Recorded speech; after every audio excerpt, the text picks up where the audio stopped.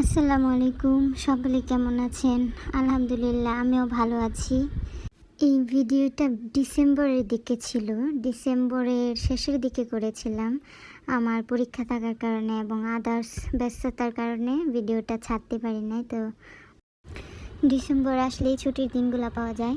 ডিসেম্বরে সব কিছু স্কুল কলেজ সবার বন্ধ থাকে, তো এরই মধ্যে সবাই দেশের বাড়ি বা যেখানেই হোক বেড়াতে যায়। তো আমরা চলে আসছি আমাদের গ্রামের বাড়িতে।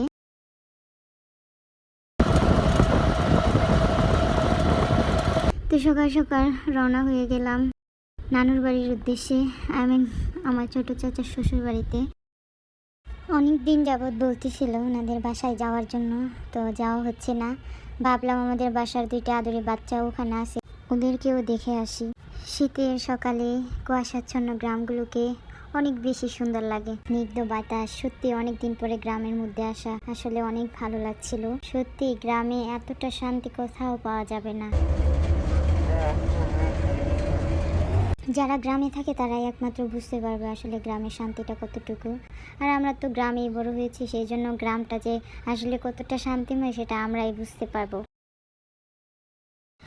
আমাদের বাসা থেকে নানুদের বাসা খানিকটা দূরে, বলতে গেলে 30 থেকে 40 মিনিটের মতো সময় লাগে।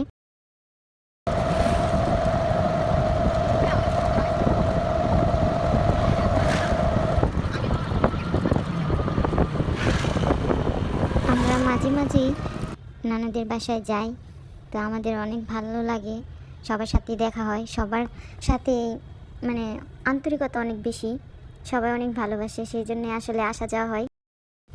কয়েক বছর আগে যখন চলাচল করতাম এই রাস্তাগুলো দিয়ে, এতটা ভাঙাচোরা ছিল, অনেকটা খারাপ অবস্থা ছিল। তাই এখন অনেক সুন্দর করেছে রাস্তাঘাট। এখন এই রাস্তা দিয়ে চলাচল করতে বা কোথাও যেতে অনেকটা ভালো লাগে, গাড়ি নিয়ে সুন্দর করে যাতায়াত করা যায়। গ্রামে না আসলে কখনো এত সুন্দর মনোরম পরিবেশ উপভোগ করা যায় না। রাস্তাগুলোর সৌন্দর্যই যেন রাস্তার পাশের গাছগুলো সেটা আরও বাড়িয়ে তুলেছে। এক কথায় অপরূপ সৌন্দর্য গ্রাম। আসলে গ্রামের কথা বলে শেষ করা যায় না।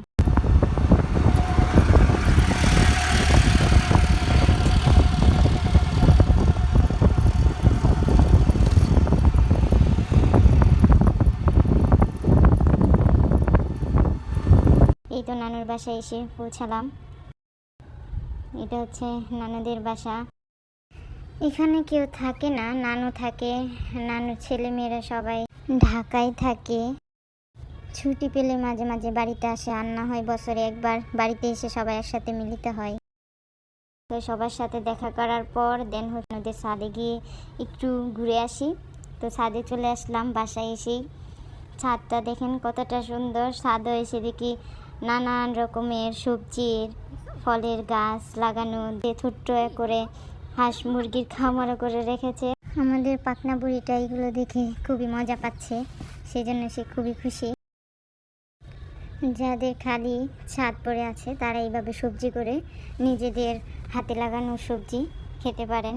এগুলো হচ্ছে একদম পিওর থাকে, কোনো কীটনাশক বা কোনো কিছু দিয়ে করতে হয় না। জাস্ট লাগাবেন, একটু পানি দিলে যত্ন করলে আপনারা পিওর সবজি খেতে পারবেন। এটা আমার দেখে আসলে অনেক ভালো লাগছে। ছাদের মধ্যে এই বিশাল পরিমাণের একটা সবজি বাগান, আর মাশাআল্লাহ সবজিগুলো কত সুন্দর দেখতে, খেতেও মনে হয় নিশ্চয়ই ভালো হবে, যেহেতু এটার মধ্যে কোনো রকমের ভেজাল নাই।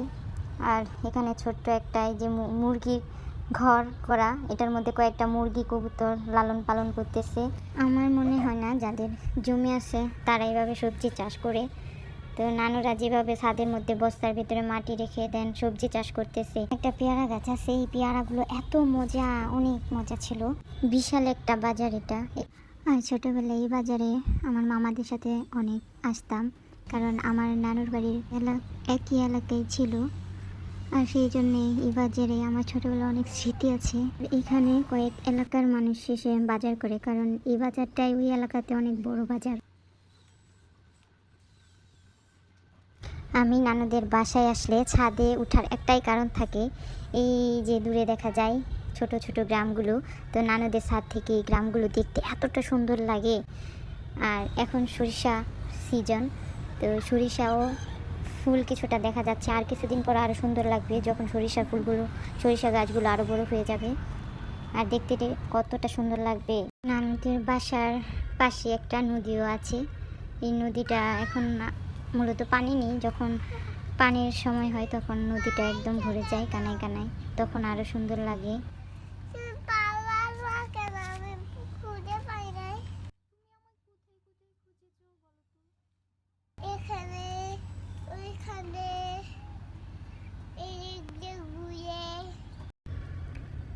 আর এদিকে আমাদের পাকনা বুড়ি, সে ছাদে উঠেই নানান ধরনের খেলাধুলায় ব্যস্ত, লাফালাফি করছে। অনেক দিন পরে মনে হয় বন্দি থেকে ছাড়া পেয়েছে। এগুলা দেখে আর আমাকেও পেয়ে মূলত সে অনেক খুশি। আমিও তার সাথে কিছুক্ষণ খেলাধুলা করে মজা করে এখন বাসায় চলে যাচ্ছি। নানুদের একটা মাটির চুলা আছে, মাটির চুলার রান্না অনেক মজা। তো ওনারাও মাঝে মাঝে মাটির চুলায় রান্না করে যেন মজা রান্না খেতে পারে। এদিকে বাসায় এসে দেখি নানু কত কষ্ট করে আমাদের জন্য পিঠা তৈরি করতেছে। তো নানু আসলে আমাদেরকে বলছিল পিঠা খাওয়ানোর জন্যই, তো পিঠা না খাইয়ে ছাড়বেই না। তো আমি সাথে আমার বোনকেও, ছোটো বোনকেও নিয়ে আসছিলাম। নানু আমাদের দেখে অনেক খুশি হয়েছে। তো এত কষ্ট করে নানু আমাদের জন্য ভাপা পিঠা, চিতই পিঠা, বিভিন্ন পিঠা বানাচ্ছিল। নানু আসলে আমাদের সত্যি অনেক ভালোবাসে। আল্লাহ নানুকে নেক হায়াত দান করুন, সুস্থ রাখুক। নানু আসলে অনেকটা অসুস্থ, এই অসুস্থ শরীর নিয়েও আমাদের জন্য এত রকমের পিঠা বানাচ্ছিল। আর এইদিকে বাসার যত বাচ্চারা আছে তারা মিলেমিশে এত দুষ্টামি করতেছিল, আর এটাও ভালো লাগতেছিল। বাচ্চারাও সবাই একসাথে হয়েছে। তারা তো সবাই সবার পড়ালেখা নিয়ে ব্যস্ত থাকে, কারোর সাথে দেখা হয় না।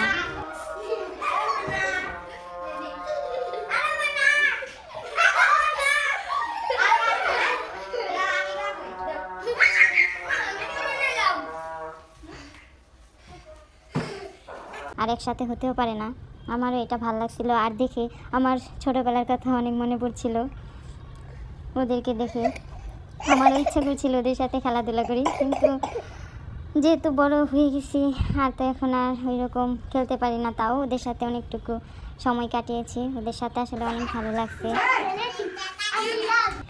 আর এইদিকে নানু তো কত কষ্ট করে এই পিঠাগুলো আমাদের জন্য বানাচ্ছে। অনেকগুলো পিঠা বানিয়েছে, আমরাও মজা করে অনেক পিঠা খেয়েছি। অনেক দিন পরে এত মজার পিঠা খেলাম। তো আসলে যারা গুণী মানুষ তাদের প্রশংসা করে শেষ করা যায় না। নানু আসলে অনেক গুণী একজন মানুষ, অনেক ভালো একজন মানুষ।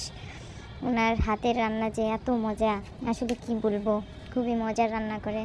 আর উনি খাওয়াইতেও মানুষকে অনেক ভালোবাসে। নানু দাদুদের জেনারেশনের মানুষগুলো এত সহজ সরল, এত ভালো ছিল, সৎ ছিল। আর এই যুগে ওনাদের মতো মানুষ পাওয়া যায় খুবই কম। আমার নানু দাদু সবাই অনেক ভালো মানুষ ছিলেন, অনেক গুণী ছিলেন। এগুলো অনেক মজা হয়েছিল, তাই অনেক মজা করে খেয়েছি আমরা। কাটানোর সময়গুলো অনেক আনন্দের ছিল, মজার ছিল। এখন আমরা আমাদের বাসার উদ্দেশ্যে রওনা দিয়ে দিব। আমার ভিডিও যদি আপনাদের ভালো লেগে থাকে তাহলে ফলো অ্যান্ড লাইক দিয়ে পাশে থাকবেন। আর সবাই ভালো থাকবেন। আল্লাহ হাফিজ।